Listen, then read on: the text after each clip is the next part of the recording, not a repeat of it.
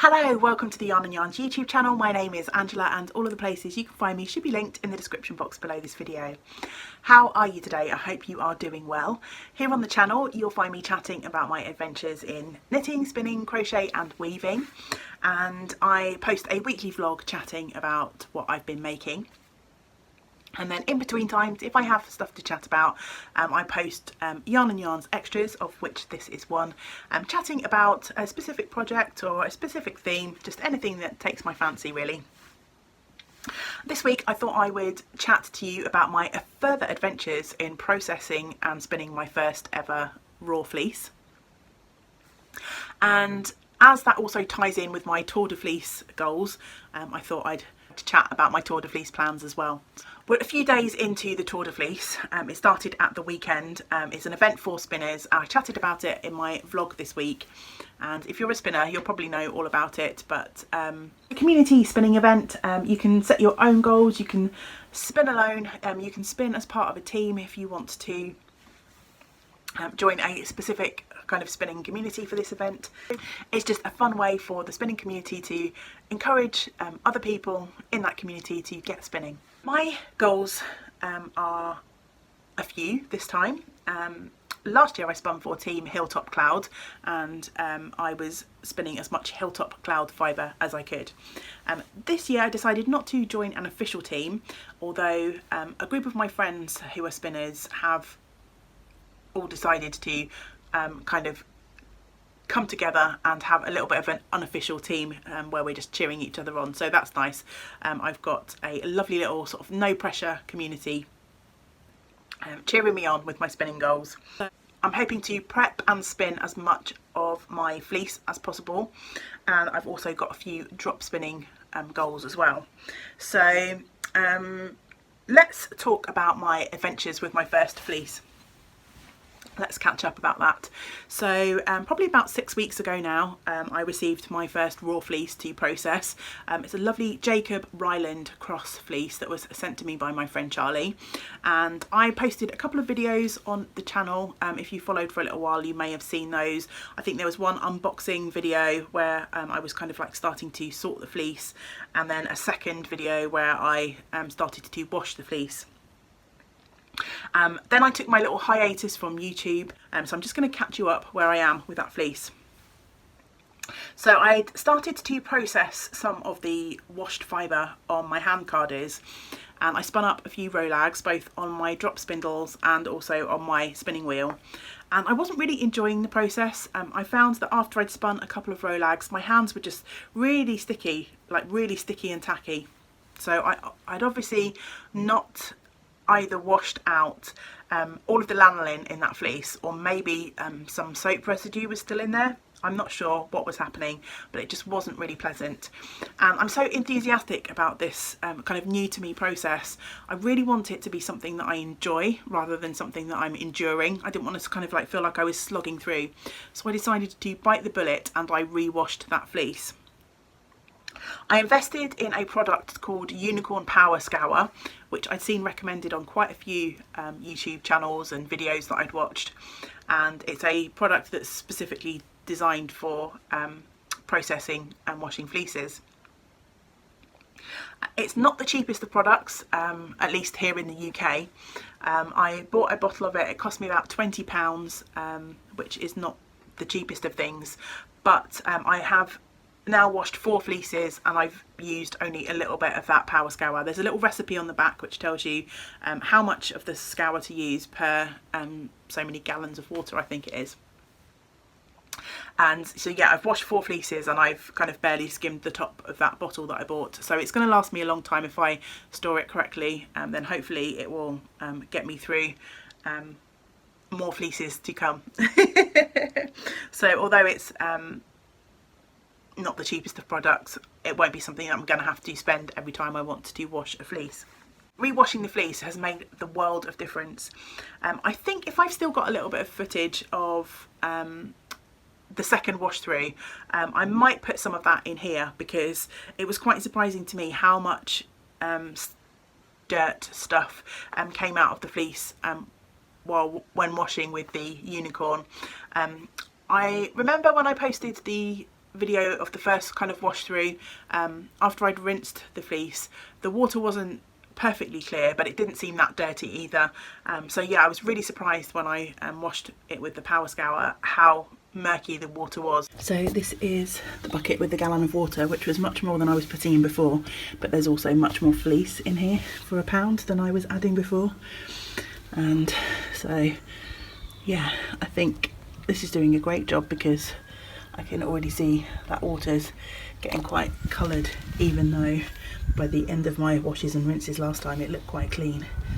So hopefully this power scour is going to do the job. But yeah, hopefully that power scour's done its job. Look at how milky that water looks, even though after several rinses last time it looked fairly clean. I guess that unicorn stuff really did the job, and is a much more pleasant processing experience. I don't mind the feel of lanolin at all. Having, as I say, washed several fleeces now, it was just the kind of like residual tackiness that was unpleasant. I took the time to rewash that fleece, and I'm really pleased that I did that. I've been busy carding away, making a big pile of fluffy rolags from that fleece. If you remember, when I first sorted the fleece, I tried to sort it into colours, but when I rewashed it I didn't take particular care. I think my mindset wasn't really there. It was in the midst of my sort of like little break from YouTube. I was feeling quite melancholy a lot of times. I had lots of stuff to work through, and I didn't take the time to kind of like keep things straight. I just wanted to do stuff to occupy myself, but I wasn't really kind of thinking about what I was doing, if that makes sense. So my carefully sorted piles have got a little bit jumbled up, and that is why I am now trying to card up the rest of my fleece before I start spinning it, so that I can separate the rolags into colour piles. I've got a big pile of fluffy rolags downstairs, so I shall take some footage of those and pop that in for you here. I've hopped down to my living room. If you hear any background noise, it might be James. He's working in the room next door. But I've commandeered our living room floor just to show you what I've got done in terms of fleece prep so far. So I'm going to swing the camera around and show you what I'm looking at. As you can hopefully see, there are two fairly sizable piles of rolags here. Let me try and put my hand in there for some kind of scale. And they're broadly separated into colour as I've been going. I've got a darker pile there, a sort of medium brown here, and then some lighter ones in here. But I think I need to separate these out further, because there's definitely these sort of light grey browns, and then kind of those and those are not too far off colour wise. So when I finish making the rest of the fibre up into rolags, I'll definitely spread it out and get a sort of proper feel for the different colours.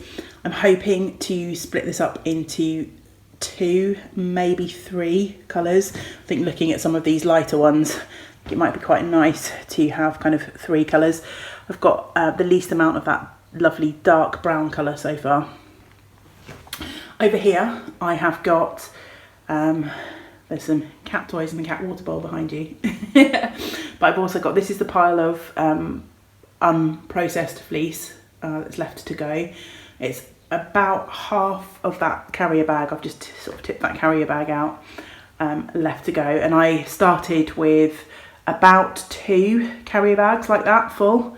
So what you see here is kind of 1.5 bags equivalent to.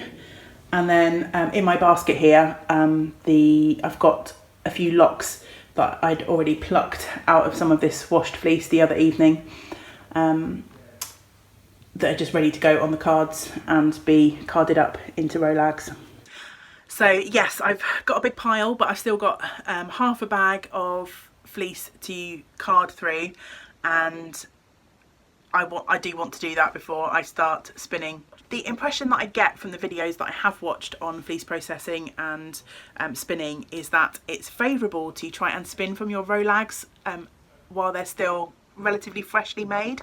And I guess that makes sense because Rolag is a kind of woolen preparation, and the aim is to try and produce a nice sort of light and airy yarn. And over time, if you have a big pile of Rolags that you're storing, I guess they're going to get compressed and the air is going to sort of get pushed out of them. So I'm trying to get through that carding process as quickly as possible.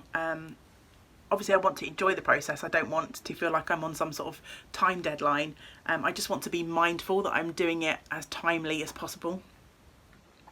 I did process and spin one little batch of the fibre though, and I have this skein of yarn to show, and this is my first kind of like spinning effort for the Tour de Fleece, and I think I chatted about this on my vlog this week. Basically these were the bits and pieces that I weren't sure when I started the processing whether to keep them or discard them.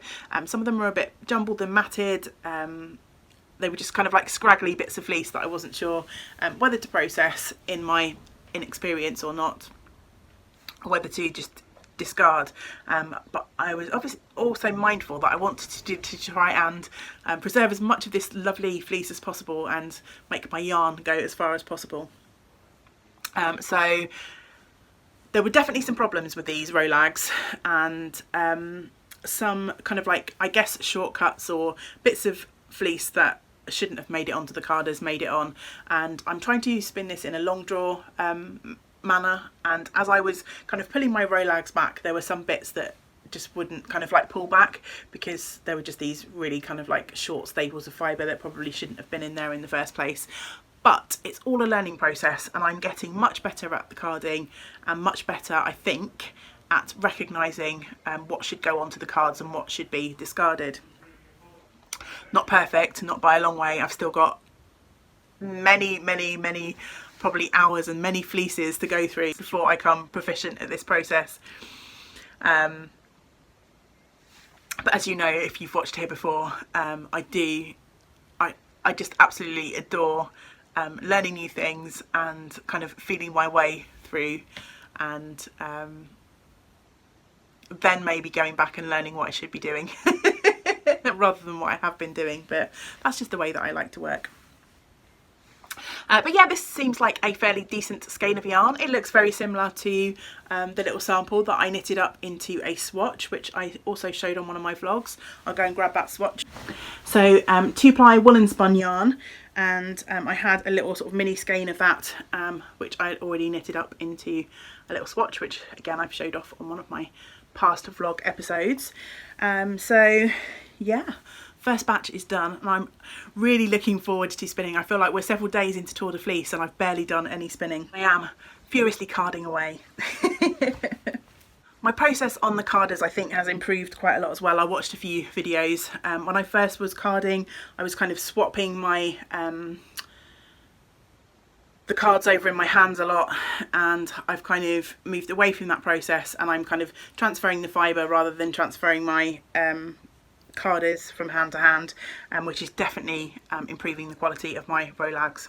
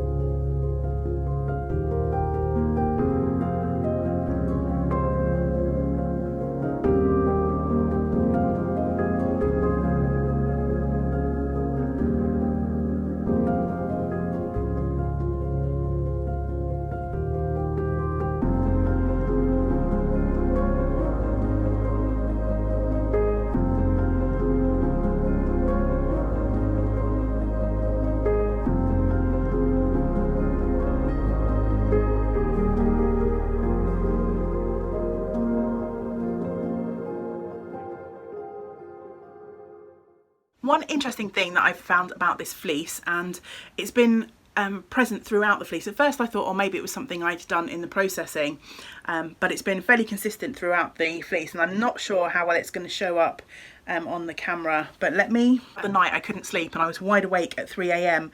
So I started going through some of my bits of raw fleece, which all kind of look a bit like this, and pulling out some individual locks. So I've got a basket here of stuff that's ready to go on my carders. But let me try and grab a lock. Let me see if I can find one that's going to hopefully show up what I mean on the camera. I don't know how well this is going to show at all. I don't think it shows particularly well on the camera, but you'll have to take my word for it. So if I grasp by the tip here, on all of the locks, I think maybe you can kind of see there's kind of like a dense bit of growth, and then the fleece kind of what is the word, like thins out a bit, and then it gets dense again.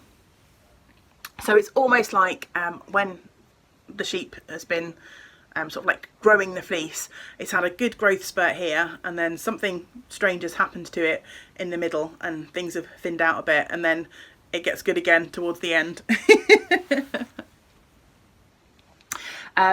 That hasn't been kind of present in the other fleeces that I've washed so far, so I guess that's just a characteristic of this particular fleece. The locks are still fairly strong, they're not kind of snapping as such. There's a little bit of, if you hold it up to your ear, there's a little bit of like popping and crackling, so it's not probably the strongest lock you'll ever come across, but it's also not kind of broken as such either, so it's perfectly fine under the carders to process. But yeah, I just thought that was a something worth mentioning. Drop spinning projects. I have got a couple of small drop spinning projects that I'd like to work through. The first is on my new Bluebell spindle from Wildcraft UK, and when I got the spindle they sent me a lovely little bumper fibre, which I think was just called English Wool Blend, just a natural sort of creamy colour. And I'm spinning through that on this spindle to take this spindle for a test drive. I'm going to keep this as singles, I think, and I've only got a little clump of that to spin, so I am going to have that as my goal for the day, to get that finished, and I can tick that off the Tour de Fleece goals list. The second spindle project is this one, which is some naturally dyed fibre from Nelly and Eve. I'm spinning this on my Whimsy Wood and Wool birch spindle. And I've been spinning this for a little while. I've got 2 bumps of fibre, about that sort of quantity in each, that I need to spin through. I'm hoping to use this again. I'm going to keep this yarn, I think, as singles, hoping to weave with this particular yarn. So this one has been hanging around for quite a while. I pick it up every now and then, but I would really like to get that one off the spindle. I'm ready to go onto my loom next time I'm ready to start a weaving project. So it would be nice to use the Tour de Fleece as an excuse to get that finished. Then the third, and this is probably my main kind of drop spindling goal for the Tour de Fleece, is to practice on a new to me support spindle. And I've not tried support spindling before. I've got this beautiful support spindle from Enid Ashcroft, who's a maker here in the UK. You can see just on the palm of my hands how beautifully that spins. And I'm spinning that using a little bowl that was gifted to me by a friend. It's not a spinning bowl as such, but it's definitely doing the job that needs to be done. But a couple of people have asked me how you spin on a supported spindle, and as I say, this is my first time doing this, so I will pop in a little bit of a video of me spinning away on this, but it's no kind of instructional or tutorial.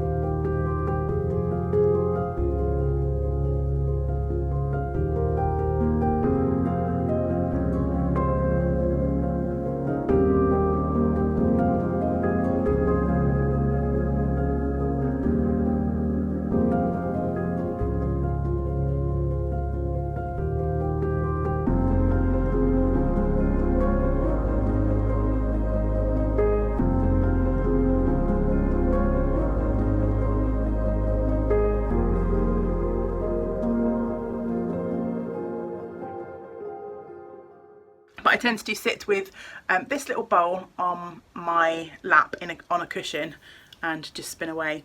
And I'm spinning some lovely fibre from Smith Studio Designs, another beautiful dyer here in the UK. And this is a sort of pastel rainbow, and together with the rainbow I also have some grey. It came in a sort of kit, 50 grams of Corriedale in the grey and 50 in the pastel, and it's I Can Spin a Rainbow pastel edition. You're going to see how much of this Corriedale I can spin through during the Tour de Fleece, and my aim is to do about 10 minutes at least every day on this spindle. And if you watched my vlog from the other day, you can see there's lots more fibre on the cup now, so I have definitely been sticking to that. It's quite a nice one to be able to sit in front of the telly in the evening and do a little bit of spinning. Yeah, I think that's pretty much it. My further adventures in processing my first fleece / Tour de Fleece goals roundup video thing. Hopefully you found something that you enjoyed in the video. At the end of the Tour de Fleece I will be back with a how I got on video. I'll post the progress that I've made on all of those projects. Maybe there'll be some finished spins, but I think with the exception of that project that's on the Wildcraft spindle, which should only really take half an hour if I put my mind to it, I'm looking for progress rather than finished objects from my Tour de Fleece experience this year. If you're taking part in the Tour de Fleece, let me know what you're working on in the comments down below. Until we get to spend time together again, I hope you get to do some of the things that you enjoy. Great big woolly hugs to you all. Bye for now.